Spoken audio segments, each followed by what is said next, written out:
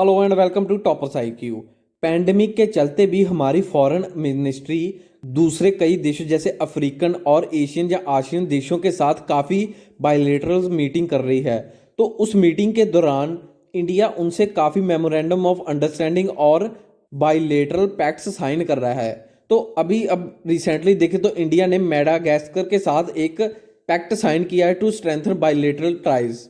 तो आज हम इसके बारे में देखेंगे इनमें कौन कौन से एग्रीमेंट साइन किए गए हैं। तो चलिए शुरू करते हैं। इस लेक्चर की PDF हमारी वेबसाइट toppersIQ.com से ले सकते हैं। बिजनेस वर्ल्ड का आर्टिकल है India Madagascar to sign several pacts to enhance bilateral ties. तो बेसिक्स देखें तो मेडागास्कर एक इंडियन ओशियन कंट्री है जो अफ्रीकन कॉन्टिनेंट के पास पड़ती है। ये वर्ल्ड की सेकंड लार्जेस्ट आइलैंड कंट्री है और इसकी पॉपुलेशन 2.63 करोड़ है as a World Bank according to 2018। तो एक अगर हम इसकी लोकेशन देखें तो यह अफ्रीकन कॉन्टिनेंट में जिम्बाब्वे और मोज़ैक के साथ काफ़ी जियोग्राफिकल लोकेशन शेयर करता है। तो अभी हम रिसेंट देखें तो इंडिया और मेडागास्कर ने सेवरल पैक्ट साइन किया है to order strength the bilateral ties. तो इस पैक्ट में दोनों देशों ने मेमोरेंडम ऑफ अंडरस्टैंडिंग साइन किए in the field of health, traditional medicine, tourism, culture, telemedicine and tele education. तो मेडागास्कर को देखें तो इंडिया काफ़ी लंबे समय से मेडागास्कर के साथ अपने रिलेशंस इंप्रूव कर रहा है और करता रहा है। तो पैंडमिक के समय जब सारी दुनिया में लॉकडाउन था तो इंडिया ने मेडागास्कर की काफ़ी मदद की थी एज अ काफ़ी इसेंशियल्स एक्सपोर्ट की थे एड थ्रू अ एड। मगर हमारे प्रधानमंत्री नरेंद्र मोदी ने अभी तक मेडागास्कर को विजिट नहीं किया। तो इनसे पहले 2018 में रामनाथ कोविंद प्रेसिडेंट ने ईस्ट अफ्रीकन नेशन को विजिट किया था जो कि मेडागास्कर है। तो जब उन्होंने विजिट किया तो दोनों देशों ने मिलकर एक डिफेंस कोऑपरेशन एग्रीमेंट भी साइन किया था। इंडिया के तो इंटरनेशनल काफ़ी कंट्रीज में डेवलपमेंट प्रोजेक्ट चल रहे हैं। तो उनमें से मेडागास्कर भी एक कंट्री है जहां पर इंडिया काफ़ी FDI इन्वेस्ट करता है। तो अभी हम रिसेंटली देखें तो इंडिया ने एक सेटअप किया है बाबा रत्न टेक्नोलॉजी जो कि एक रेडियोथेरेपी मशीन है। इसे जोसेफ रेवो हैंगरी एड्रीनावोलेनो हॉस्पिटल में इस्टेब्लिश किया और इंडिया साथ ही एक जियोस्पैटिकल एप्लीकेशन सेंटर भी रन करता है for rural development in Madagascar.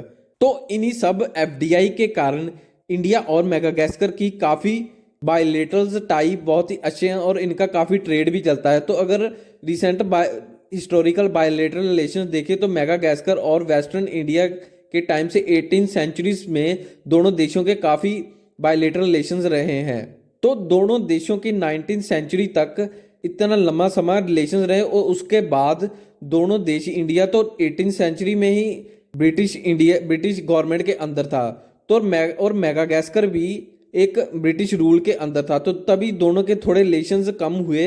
मगर जब 1954 में मेडागास्कर ने अपनी रिपब्लिक हासिल की इंडिया के बाद तो तभी दोनों देशों ने डिसाइड किया कि वह अपने डिप्लोमेटिक रिलेशंस भी इंक्रीज करेंगे। और प्रेसिडेंट रामनाथ कोविंद इंडिया के पहले प्रेसिडेंट हैं जिन्होंने मेडागास्कर 2018 में विजिट किया था। और जब उन्होंने विजिट किया तभी मेडागास्कर का highest honour for non citizen जिसका नाम है grand cross of the second class award से सम्मानित किया गया।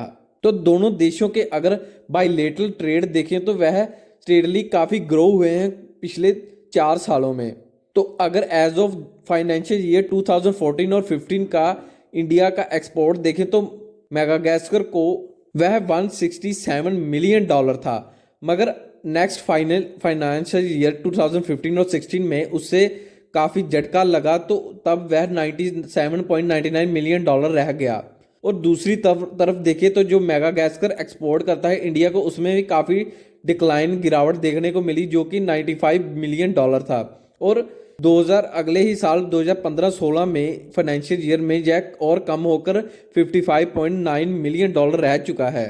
तो बायलेटरल ट्रेड में देखें तो इंडिया में मेडागास्कर से इंपोर्ट करता है coffee, spices, edible vegetable, salt, sulphur, earth essential oils and resinoids, base metals, precious and semi precious stones. और इंडिया जो मेडागास्कर को एक्सपोर्ट करता है उसमें cereals, apparel products, iron and steel, cotton और हमारी फार्मास्यूटिकल इंडस्ट्री है उसमें भी काफ़ी योगदान है एक्सपोर्ट का।